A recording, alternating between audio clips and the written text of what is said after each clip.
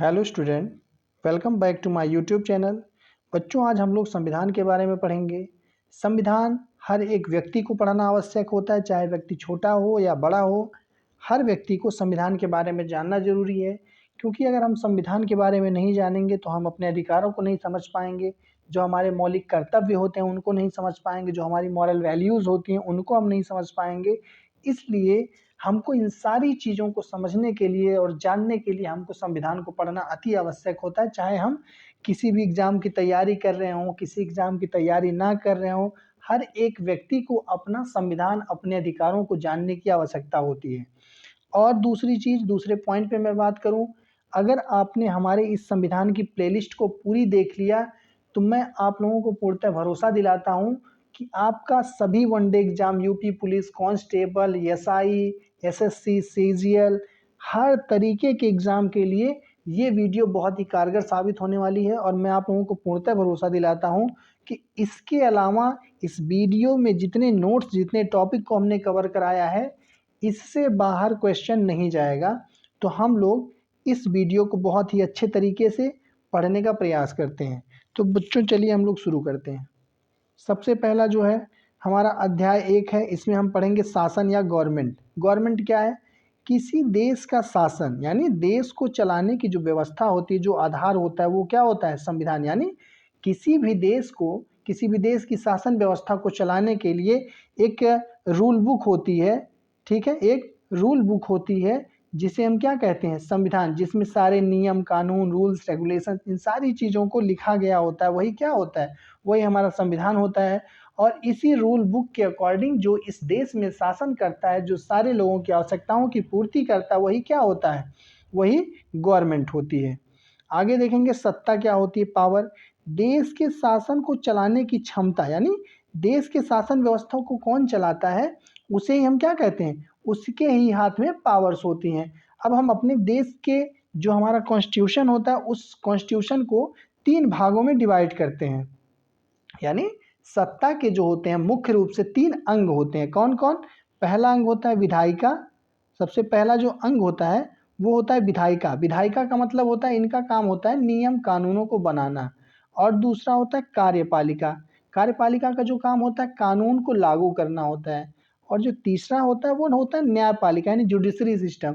कानून की देख रेख या न्याय देना ही क्या है? न्यायपालिका के अंतर्गत आता है। यानी जो विधायिका होता है, विधायिका से सीधा सीधा हम समझेंगे जो विधायक होते हैं, एमपी, एमएलए, संसद, पार्लियामेंट, जो सारी चीज़ें होती हैं इसके अंतर्गत आती हैं। और यही क्या होता है? यही नियम कानून बनाते हैं। अब एक चीज़ और आपको बता दें कि कोई भी चीज़ कब एक्ट होती है, कब उसको हम बिल कहते हैं, इन चीज़ों को भी हमको बहुत अच्छे से जानना चाहिए, क्योंकि कभी भी हमसे कोई पूछ भी सकता है और हमारे एग्जाम में भी ये चीज़ें आ सकती हैं। अब जैसे संसद या पार्लियामेंट में कोई एक्ट आता है, जैसे कोई विधेयक आता है जिसको पारित करना होता है, तो जब वो आता है संसद में, किसी की सहमति नहीं होती, जब उसको लाया जाता है तो वो बिल होता है। और जब वो पूरी तरीके से पारित हो जाता है, जिस पे संसद के दोनों सदनों से सहमति प्राप्त हो जाती है और राष्ट्रपति की सहमति प्राप्त होने के बाद वो एक्ट बन जाता है। एक्ट मतलब, एक्ट जो होता है वो होता है संविधान बन जाता है, वो नियम बन जाता है, रूल्स बन जाता है। ठीक है, अधिनियम बन जाता है। ठीक है। अब कार्यपालिका के बारे में समझेंगे। जो कार्यपालिका होता है, विधायिका के द्वारा बनाए गए नियम कानूनों को पालन कराता है। कौन? इन नियम कानूनों को लागू करने का काम किसका होता है? कार्यपालिका, इसको पालन करवाता है। अब आता है न्यायपालिका। न्यायपालिका अगर कानून की देख रेख में न्याय देना, यानी अगर जो नियम कानून बनाया गया है किसके द्वारा? विधायिका के द्वारा, और उसको कार्यपालिका के द्वारा लागू कराया जाता है। अगर ऐसा नहीं होता है, कहीं पर जो नियम कानून होते हैं उनका विरोध होता है, तो फिर वहाँ पर न्यायपालिका संज्ञान लेती है, न्यायपालिका अपना एक्शन लेती है। ठीक है। अब हम लोग समझेंगे न्यायपालिका जैसे क्या होता है। कभी कभी क्या होता है बच्चों, हमारे जो मौलिक अधिकार होते हैं, हमारे मौलिक अधिकारों का हनन हो जाता है। मौलिक अधिकारों का जब हनन हो जाता है तो हम कहाँ जाते हैं? आर्टिकल 32 के अनुसार, आर्टिकल 32 के अनुसार हम कहाँ जा सकते हैं? सुप्रीम कोर्ट जा सकते हैं। यानी हमारे अधिकारों की भी रक्षा कौन करता है? ये न्यायपालिका करता है। और हम आर्टिकल 32 के तहत हम कहाँ जा सकते हैं, सुप्रीम कोर्ट में जा सकते हैं। और आर्टिकल 226 के अनुसार कुछ कुछ जो पॉइंट हैं, आपको पेन और पेपर लेके बैठना है ताकि इन चीज़ों को हम लोग बहुत अच्छी तरीके से पढ़ते जाएं और ये छोटे छोटे टॉपिक जो हमको आगे पढ़ने हैं हम पहले ही तैयार कर लें। ये जो चीज़ें हम आगे पढ़ेंगे बहुत विस्तारित रूप से, लेकिन अगर हम पहले थोड़ा बहुत जान लेंगे तो हमको ज़्यादा मेहनत करने की ज़रूरत नहीं पड़ेगी और ना ही हमको इस चीज़ को रटने की ज़रूरत पड़ेगी। ठीक है, तो हमने क्या बताया, न्यायपालिका यानी हमारे अधिकारों की रक्षा कौन करता है, न्यायपालिका करता है। कभी हमारे साथ कोई अनहोनी हो जाती है, कोई दुर्घटना घटना हो जाती है, उस सिचुएशन में हम कहाँ जाते हैं, हम सुप्रीम कोर्ट जाते हैं और हाई कोर्ट जाते हैं। कहाँ जाते हैं, सुप्रीम कोर्ट और हाई कोर्ट जाते हैं। डिस्ट्रिक्ट कोर्ट भी होता है, हम वहाँ भी जा सकते हैं, लेकिन हम सुप्रीम कोर्ट और हाई कोर्ट जो जाते हैं वो किस लिए जाते हैं, जो सुप्रीम कोर्ट और हाई कोर्ट जाते हैं, हमारे जब मौलिक अधिकारों का हनन किया जाता है तो हम लोग सुप्रीम कोर्ट और फिर हाई कोर्ट जाते हैं। और नॉर्मल चीज़ों के लिए हम लोग डिस्ट्रिक्ट सेशन कोर्ट में जा सकते हैं। और जो सुप्रीम कोर्ट का मुख्य काम होता है वो ये होता है कि जब पूरी तरीके से जगह जगह से, यानी जो डिस्ट्रिक्ट कोर्ट होता है, हाई कोर्ट होता है, वहाँ से फैसला आ जाने के बाद आप असंतुष्ट हैं तो आप सीधा सीधा सुप्रीम कोर्ट जा सकते हैं। ठीक है, ये आपका मौलिक अधिकार होता है। अब बात करते हैं संविधान। संविधान कॉन्स्टिट्यूशन यानी जो संविधान होता है देश का सर्वोच्च कानून होता है, यानी एक ऐसी रूल बुक होती है, संविधान का मतलब एक ऐसी रूल बुक होती है जिससे किसी देश की शासन व्यवस्था को सुचारू रूप से चलाया जाता है। यानी किसी देश के शासन व्यवस्था को अच्छे से चलाने के लिए, सुचारू रूप से चलाने के लिए जिस रूल बुक की ज़रूरत पड़ती है, जिस नियम की ज़रूरत पड़ती है, उसे ही हम क्या कहते हैं, उसे ही हम लोग संविधान कहते हैं। संविधान का मतलब होता है एक रूल बुक जिसमें सारे नियम कानून लिखे गए होते हैं, उसे ही हम क्या कहते हैं, उसको ही हम लोग संविधान कहते हैं। ठीक है, अब देखेंगे संविधान का आधार क्या है। संविधान का आधार देश का इतिहास, प्रशासन, शासकीय आधार, ये सारी चीजें मिलकर के ही क्या करती हैं, एक संविधान का निर्माण करती हैं। बच्चों, आप लोगों की जो ये पहली क्लास है आप लोगों को थोड़ी सी बोरिंग लग सकती है, थोड़ी सी टफ लग सकती है, क्योंकि इसमें फैक्चुअल चीज़ें ज़्यादा पढ़नी है हम लोगों को। और लेकिन अगली आने वाली जो क्लासेस हैं हमारी इंटरेस्टिंग बनती चली जाएंगी। ठीक है, तो आप लोग बिल्कुल ना घबराएं, क्योंकि ये जो टॉपिक होते हैं आपके वनडे एग्जाम में कहीं कहीं पूछ लिए जाते हैं तो हमारा क्वेश्चन गलत हो जाता है। इसलिए हम लोग बेसिक से लेकर एडवांस तक समझेंगे कि संविधान का निर्माण कैसे कैसे हुआ, संविधान का निर्माण हुआ क्यों, ज़रूरत क्या थी, इन सारी चीज़ों को कवर करते हुए हम लोग बहुत ही अच्छे तरीके से संविधान के हर एक टॉपिक, हर एक पॉइंट को कवर करते हुए आगे बढ़ेंगे। संविधान कैसे बना, पहले बने विभिन्न एक्ट्स। पहले क्या बने, एक्ट्स बने। इन्हीं एक्ट्स ने भारतीय प्रशासन की नींव रखी। जैसे भारत में शासन का विकास क्या है, भारतीय शासन अधिनियम। भारतीय शासन अधिनियम 1935 के अनुसार ही क्या होता है, 1935 के ही आधार पर संविधान का निर्माण हुआ है। इसीलिए कभी कभी कहा जाता है कि ये अंग्रेजों का बनाया हुआ संविधान है, पर ऐसा नहीं है। क्योंकि ऐसा माना जाता है कि जो भारत शासन अधिनियम 1935 होता है, यहाँ से काफ़ी एक्ट उठा लिए जाने की वजह से लोग कहते हैं कि ये अंग्रेजी संविधान भी है, लेकिन ऐसा नहीं है। क्योंकि कभी कभी क्या होता है, किसी चीज़ की रचना करने के लिए हमको अन्य जगहों से सीख लेनी पड़ती है कि हम और जगहों से और चीज़ों से सीख करके अपने अंदर कितना बेहतरी ला सकते हैं, अपनी चीज़ों को कितना बेहतर बना सकते हैं। तो इसलिए जो भारत शासन अधिनियम से 1935 जो है वहाँ से कुछ एक्ट को लिया गया है, इसका मतलब ये नहीं है कि वो अंग्रेजी संविधान हो जाता है। ठीक है, हम आगे देखेंगे। अब भारत में शासन का विकास कैसे हुआ, सबसे पहले गुप्त, उसके बाद सुल्तान, फिर मुगल, उसके बाद आता है east India company. East India company जो है संविधान के विकास की बहुत बड़ी नींव है ये। फिर उसके बाद आते हैं ब्रिटिश सरकार। इन सभी ने भारतीय प्रशासन को क्या किया था, प्रभावित किया था। इन सभी फैक्ट्स ने, इन सभी चीज़ों ने भारतीय शासन प्रशासन को पूरी तरीके से प्रभावित किया था। ठीक है, अब हम आगे देखते चले जाएंगे इसी तरीके से कि जो हमारा भारतीय संविधान होता है उसका विकास कैसे होता है। विकास की सीढ़ियों को धीरे धीरे हम लोग समझते चलेंगे।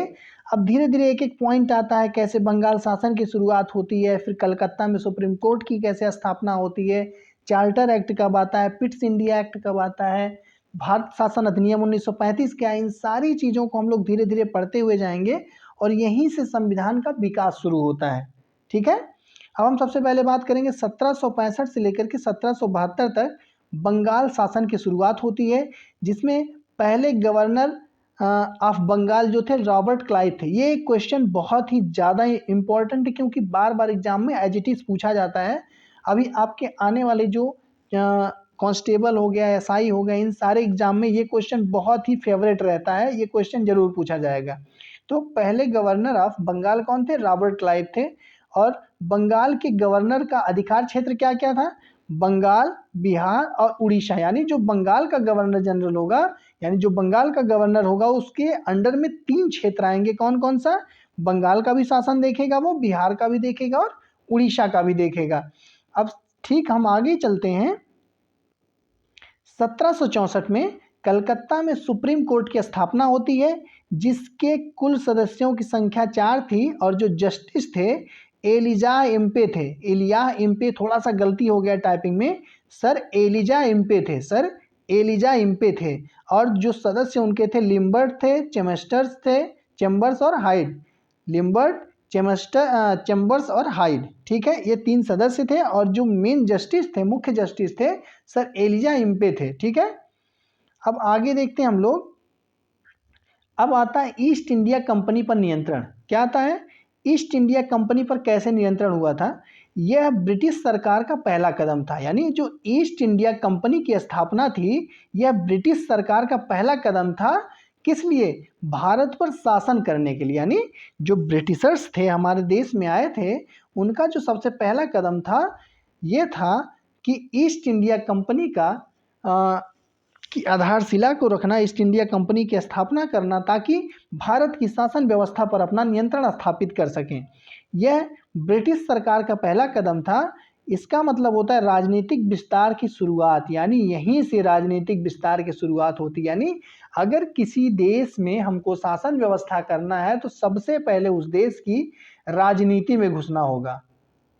कहाँ घुसना होगा? सबसे पहले उस देश की राजनीति में घुसना होता है। ठीक है, अब हम आगे देखेंगे 1773 का रेगुलेटिंग एक्ट क्या है। 1773 का रेगुलेटिंग एक्ट जो आता है, इसके कुछ मुख्य बिंदु हैं। पहला क्या है? गवर्नर जनरल ऑफ बंगाल का पद बनाया गया। क्या बनाया गया? गवर्नर जनरल ऑफ बंगाल का पद बनाया गया। इसमें बहुत सारे पॉइंट्स पढ़ने होते हैं, लेकिन हमने कुछ टॉपिक, कुछ पॉइंट को बहुत संभाल के, बहुत सोच समझ के रखा हुआ है, क्योंकि ये सब ऐसे पॉइंट है जो एग्जाम में आपके एज इट इज आने वाले हैं। ठीक है, तो गवर्नर जनरल ऑफ बंगाल का पद किसने बनाया था? 1773 के रेगुलेटिंग एक्ट के थ्रू बना था। अब दूसरा पॉइंट क्या है? गवर्नर जनरल की परिषद का गठन हुआ था, जिसमें 4 सदस्य थे। यानी कब हुआ था? गवर्नर जनरल परिषद का गठन हुआ था। और तीसरा, कंपनी के भ्रष्टाचार पर नियंत्रण के कदम, यानी निजी व्यापार पर रोक और रिश्वत लेने पर सख्ती थी। यानी ये कुछ पॉइंट ऐसे हैं जो 1773 के रेगुलेटिंग एक्ट के थ्रू लाए गए थे। ठीक है, और चौथा क्या है? कंपनी के कार्यों को 20 वर्ष बाद समीक्षा का प्रावधान किसमें था? 1773 के रेगुलेटिंग एक्ट में था। ठीक है, अब उसके बाद आता है 1773 का जो रेगुलेटिंग एक्ट होता है, उसके आगे आता है act of settlement. Act of settlement आता है 1781 में। यानी इसका जो उद्देश्य था 1773 के एक्ट की कमियों को दूर करना। ठीक है, यानी जो एक्ट ऑफ सेटलमेंट, इसके नाम से ही आपके इसके काम को समझ लेना चाहिए कि जो एक्ट ऑफ सेटलमेंट 1781 आता है, इसका जो उद्देश्य होता है 1773 के एक्ट की कमियों को दूर करने के लिए। इसमें मुख्य प्रावधान क्या क्या थे? पहला क्या था? बंगाल, बिहार संबंधित मामलों का अधिकार, गवर्नर जनरल ऑफ बंगाल के अधीन, यानी गवर्नर जनरल ऑफ बंगाल के अधीन शक्तियों में वृद्धि। ये सारे जो पॉइंट थे इसमें जोड़े गए थे। ठीक है, अब दूसरा पॉइंट आता है गवर्नर जनरल की परिषद की मामलों को, यानी सुप्रीम कोर्ट से अलग कर दिया गया। यानी क्या किया गया? गवर्नर जनरल की परिषद के मामलों को सुप्रीम कोर्ट से अलग कर दिया गया और दोनों के अधिकार क्षेत्र स्पष्ट किए गए। ठीक है, अब एक जो इसमें बहुत महत्वपूर्ण पॉइंट आता है, नंद कुमार केस जो आता है, ये बड़ा महत्वपूर्ण पॉइंट है। ये यूपीएससी का बड़ा फेवरेट क्वेश्चन है। ठीक है, क्योंकि ये डायरेक्ट यूपीएससी में ऐसे ही पूछा जाता है। अब हम इसमें देखेंगे नंद कुमार केस में क्या होता है कि नंद कुमार, घसीटा बेगम, चेत सिंह ने बंगाल के गवर्नर जनरल के खिलाफ क्या लगाए थे? आरोप लगाए थे। किस चीज़ के लिए? कि ये न्यायिक व्यवस्था जो इनकी है बहुत ही बेकार है, निष्पक्ष न्याय नहीं होता है। इन सारी चीज़ों का आरोप जो है नंद कुमार केस में लगाया गया था इन तीनों लोगों के द्वारा, ठीक है। इसमें क्या होता है कि केस सुप्रीम कोर्ट जाता है। कहाँ जाता है? केस सुप्रीम कोर्ट में जाता है। उस समय जो चीफ जस्टिस थे सर एलिजाह इम्पे थे। कौन थे? सर एलिजाह इम्पे थे, जिसमें फैसला जो आता है नंद कुमार को फांसी दे दी जाती है। क्या होता है? नंद कुमार को फांसी दे दी जाती है। इसे ही क्या कहा जाता है? प्रथम न्यायिक हत्या, यानी फर्स्ट जुडिशियल मर्डर किसको कहा जाता है? फर्स्ट जुडिशियल मर्डर, यानी प्रथम न्यायिक हत्या जो होती है ये नंद कुमार केस में होती है। और फांसी किसको होती है? नंद कुमार को फांसी होती है। हम अब आगे बढ़ेंगे। Pitt's India act. Pitt's India act क्या होता है? यानी Pitt's India act, Pitt's India act, इसमें क्या होता है? ब्रिटिश सरकार द्वारा कंपनी पर नियंत्रण का एक बहुत बड़ा कदम था। यानी ब्रिटिश सरकार द्वारा कंपनी पर नियंत्रण का बड़ा कदम था। इसका जो मुख्य बिंदु था क्या?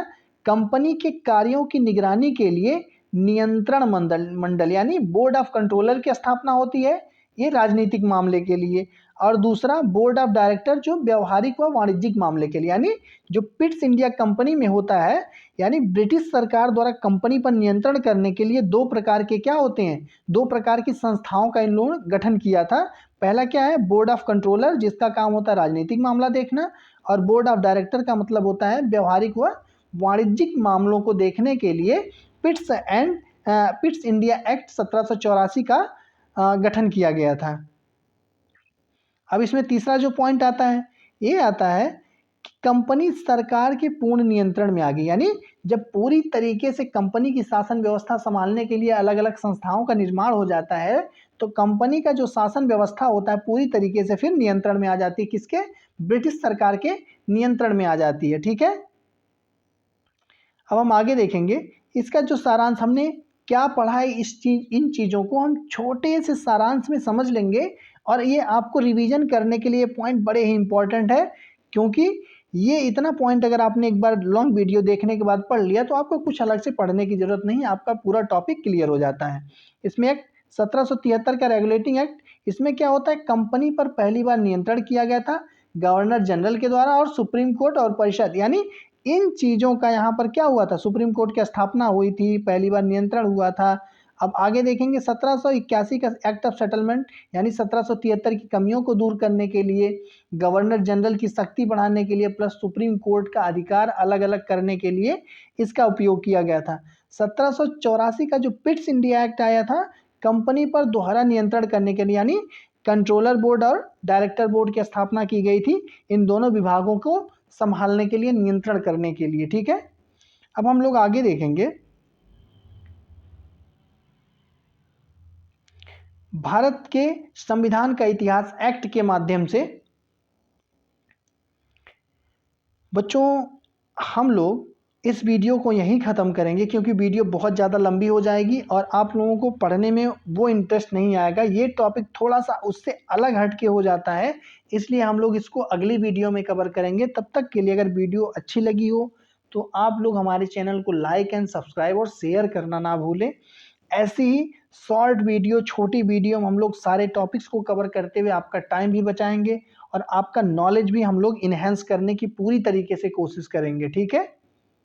Bye bye.